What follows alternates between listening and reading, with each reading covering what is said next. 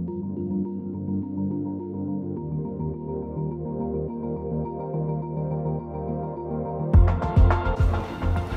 Wesley? Engordei bem. Pessoal, esse é o Wesley. Ele ficou internado com a gente aqui no Maringá, tipo, uns 2 meses aproximadamente. Quando que você saiu, Wesley? Nossa, Tem uns 3 meses, mais ou menos? 3 meses, mais ou Tá. menos. Eu tenho papel aí, qualquer coisa eu olho também. Tá ótimo. O Wesley deu entrada aqui num sábado à noite, né? Não foi isso? No sábado à noite. Isso era umas 10 horas da noite, mais ou menos, 8h30 até as 10 horas da noite. Ele entrou no pronto-socorro com um quadro de infecção dentária e essa infecção extremamente grave, ameaçando a vida do mesmo. Nós vamos contar essa história para você, continue aí, mas primeiro eu quero que o Wesley conte o que aconteceu com ele. Tá? Wesley, vai desde o começo, por favor, deixa eu só passar aqui. Como é que foi essa história? Como é que começou a infecção no dente? O que é que você sentiu? Onde você passou antes? Eu comecei a sentir a dor no dente normal. Aí eu passei pelos pontos-socorro, passei em 3 pontos-socorro de Campinas, antes de passar onde eu fiquei internado. E aí eles passavam o medicamento e não fazia o resultado, não melhorava e inchou. Isso em quantos dias, assim, mais ou menos? Isso uma semana. Uma semana? Aí começou. Foi onde inchou. Tá. Aí a infecção começou a inchar, eu fui de novo, passei de novo pelo pronto-socorro, eles aplicaram o soro. Aí eu comecei a sentir dor no peito e não conseguia respirar. Aí é onde foi minha irmã que trouxe eu pro pronto-socorro aqui, aí eu fiquei internado. Tá. Essa evolução foi de quanto tempo? Você falou uma semana. Da dor que inchou, né? Começar a dar dor e depois inchar, né? Deu umas 2 semanas, uma semana mais ou menos, 2 semanas. Sua irmã disse que chegou em casa, quando te viu, falou, você estava muito mal, né? Eu estava deitado, não conseguia nem andar. E já estava tomando antibiótico por via oral, já tinha passado no profissional. Estava tomando um antibiótico mais forte que tem, mas não estava fazendo efeito. Tá. O quadro que você tinha se chamava angina de Ludwig, né? Já caminhando com uma mediastinite, que você tinha esses espaços aqui afetados com infecção e já caminhando para a região de pescoço e a região aqui, ó, na região do coração, entre os pulmões, tá? Por isso era tão grave que era uma infecção disseminada, né? Diogo, você que atendeu o Wesley, chega só um pouquinho mais próximo, que a gente está sem o microfone hoje. Você que atendeu o Wesley quando ele chegou aqui, como é que foi sua visão inicial? Né? Então, no sábado o pessoal da Vermelha ligou no telefone da... Vermelha é a sala de emergência, né, do hospital. Da Pulpo Maxilo, e aí eles falaram que um paciente estava bem grave, com infecção odontogênica, estava bem dispineico e solicitaram uma avaliação nossa. Então, chegando lá no hospital, aí eu encontrei o Wesley já na Vermelha, o paciente estava, até um fato curioso, estava sentado, porque ele não conseguia ficar deitado devido à dispneia que ele se encontrava, bem avermelhada a região torácica, cervical, aumento de volume importante em face. Qual é a provável causa dessa dispneia fora um quadro de choque séptico? Não choque séptico, da sepse em si, que causa taquicardia, aumento de frequência respiratória, aumento do metabolismo com pressão. Qual é a possível outra causa dessa dispneia quando ele deitava, Diogo? Então, a dispneia ela é causada pelo aumento de volume que acontece na região da região cervical, do espaço pré-traqueal, faringe lateral. Essas faces elas ficam demasiadas devido à infecção e causa essa obstrução de via aérea, lateralização da traqueia, isso aí compromete o paciente. Então, quando o paciente acaba deitando, além do fato de ter demasiado, isso aí piora mais a grava e aí o paciente tenta procurar uma posição mais confortável, se inclinando para frente e para dentro. Até para evitar a obstrução também isso, pela própria língua. Exatamente. E o que eu falo sempre, né? O edema que está aqui por fora, ele está lá por dentro também. Então você vê inchado aqui fora, lá dentro em via aérea, região supraglótica, tá tudo edemaciado também. Dispneia é falta de ar, tá? Para quem é leigo e não sabe o que a gente está falando. Então essa era a situação inicial do Wesley. Bastante falta de ar, né, Wesley? Estava bem agoniado. E aqueles sinais de alerta, né? Não abria a boca direito, estava bastante prostrado, com aquela face cansada, mal. Não conseguia respirar direito. Não se alimentava já há alguns dias. Não, nem água, a saliva, tanto que foi o doutor que deu um paninho, que eu não conseguia engolir a saliva, aí eu cuspia. Sinal de obstrução lá posterior também, né? Febre, você teve febre, Então, metabolismo bastante, consumindo bastante energia. Formigando o braço, a região do peito, formigando tudo. E um mal-estar terrível, né? Queda de pressão arterial, frequência cardíaca elevada, frequência respiratória elevada, paciente caminhando para um quadro de choque séptico, que na verdade aconteceu durante a drenagem e a sua cirurgia. Tá? Você não sabe, já estava anestesiado, mas você foi um paciente que teve um choque séptico. Tá? Então, nesse caso, Diogo, qual foi a sua conduta imediata? Que a gente fala, sinais de alerta presentes, o que a gente tem que fazer? Visto que o paciente estava nessa condição já de dificuldade de respiração, essa dispneia, a gente solicitou a avaliação da cirurgia para poder avaliar a questão de via aérea dele, se seria necessário fazer uma traqueostomia no paciente para poder manter uma via aérea prévia, e daí a gente dá continuidade com o tratamento, seria a drenagem dos espaços faciais acometidos e remoção do elemento. Então a gente solicitou os pré-ops, solicitou a avaliação da cirurgia geral, e aí levou o paciente sem cirúrgico para poder realizar a drenagem, cervicotomia, até também abordar a região do mediastino dele.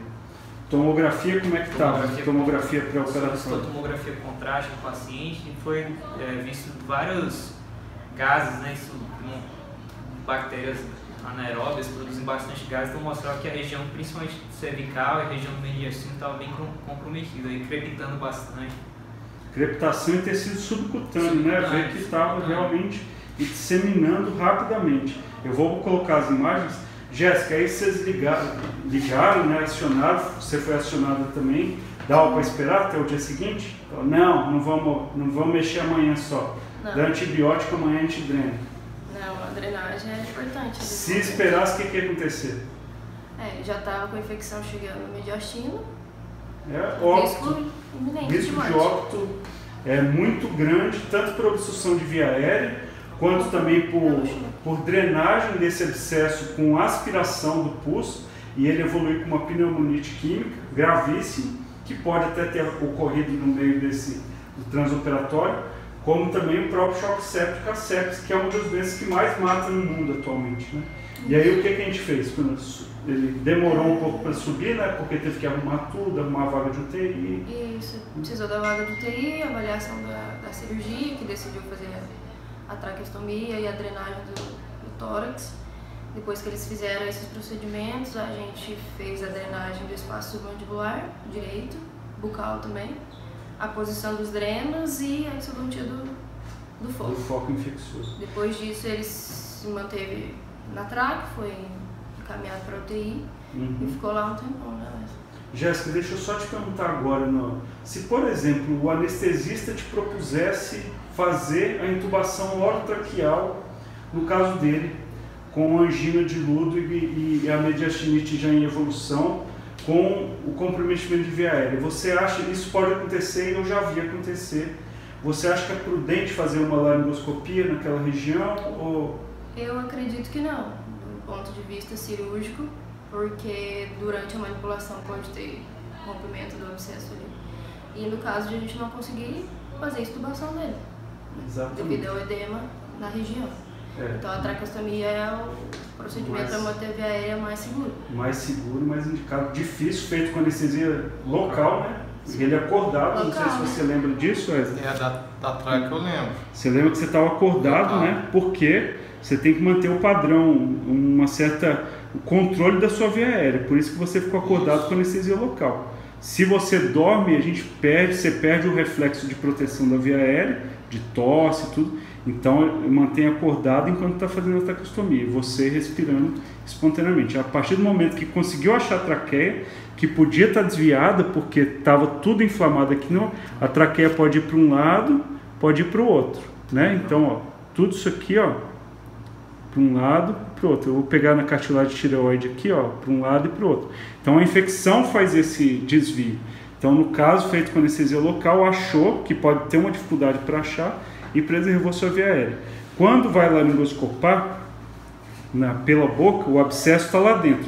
O laringoscópio, que é aquela lâmina que puxa para inserir o tubo na via aérea, ele pode drenar o pus e você aspirar esse pus, se sufocar e perder a via aérea. Outra dificuldade é que com edema, muitas vezes você não acha a abertura ali da laringe onde estão as cordas vocais. Então, indicado traqueostomia, por isso que você foi traqueostomizado inicialmente, e logo depois faz a traqueostomia, como a Jéssica disse, nós iniciamos os procedimentos junto com a cirurgia geral, né? Isso. E aí durante a cirurgia ele chocou, teve um choque séptico, a pressão arterial dele baixou de 90 por 60 e foi necessário iniciar a droga vasoativa que foi a noradrenalina, tá? Para manter sua pressão arterial. Junto com o choque, deixa eu só vir para cá para não... Junto com o choque vem uma série de efeitos adversos juntos que fazem com que ele tenha uma resposta sistêmica violenta. Imagina que tem uma série de produtos inflamatórios circulando no organismo dele, fazendo com que os vasos sanguíneos não fechem, ele tem sempre o vaso sanguíneo dilatado, não consegue manter a pressão arterial, as funções dos órgãos vitais, o coração, rim, todas prejudicadas, pulmão, no caso também com infecção logo adjacente aos pulmões, então é um quadro gravíssimo, e ele foi para a UTI, por lá ficou muitos dias, até que o organismo começasse a se recuperar, as bactérias começassem a arrefecer a atividade bacteriana com o uso de antibióticos, ajudando o organismo dele. Ele tem um risco aumentado de plaquetopenia, sangramento, CIVD, então tem uma série de riscos associados que poderiam tirar a vida do Wesley, e isso realmente quase aconteceu, né? Passou muito próximo disso. Wesley, você pode... Depois ele foi feito o procedimento no dia do nosso procedimento, né, da drenagem de tórax, mas depois na UTI fez mais 2 drenagens, sendo uma aberta. Uma toracotomia, né? Mostra pra gente, por favor. Ô Wesley, tudo bem pra você mostrar esse vídeo? Vem aqui só um pouquinho por causa da luz ali. Dá um espacinho pra ele, por favor. No dia da... Mostra pra lá, mostra pra gente, Jéssica, por favor. Se você não quiser se expor, não precisa, tá? Só mostra lá pra gente, por favor, Jéssica. Mostra o começo, a primeira cirurgia, Wesley, aqui, ó. Chega um pouquinho mais próximo, por favor. Isso aqui é a traqueostomia, né?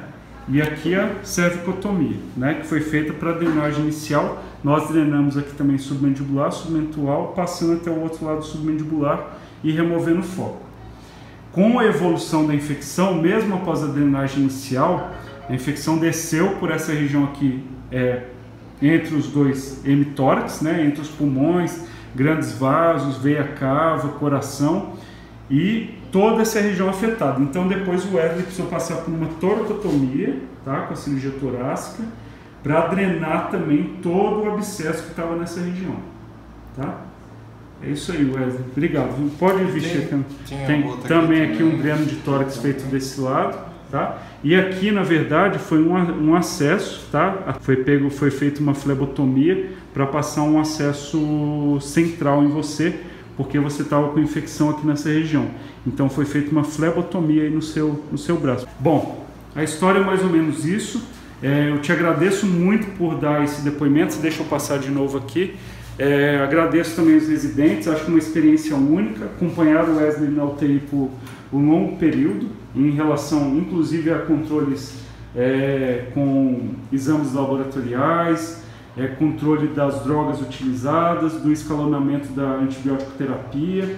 Então uma terapia muito complexa, que eu acho que acrescentou bastante na formação de vocês. Mas principalmente, e eu falo isso porque eu já vi pacientes indo a óbito em alguns serviços, como aqui, por exemplo, há 15 anos atrás, por causa de evolução de infecção como a sua. E você quase foi mais uma vítima.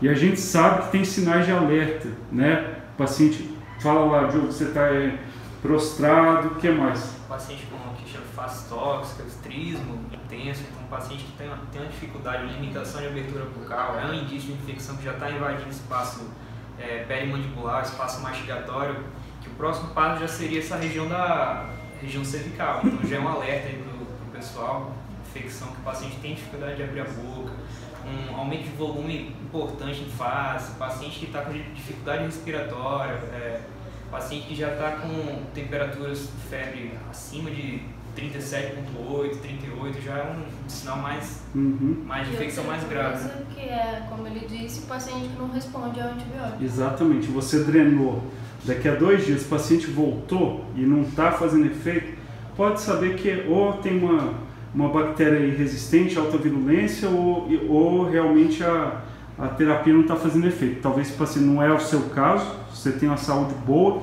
por isso que você está vivo aqui hoje, né? Mas tem pacientes com imunossupressão, algum comprometimento medicamentoso, que podem não responder tão bem à terapia. Paciente ASA1.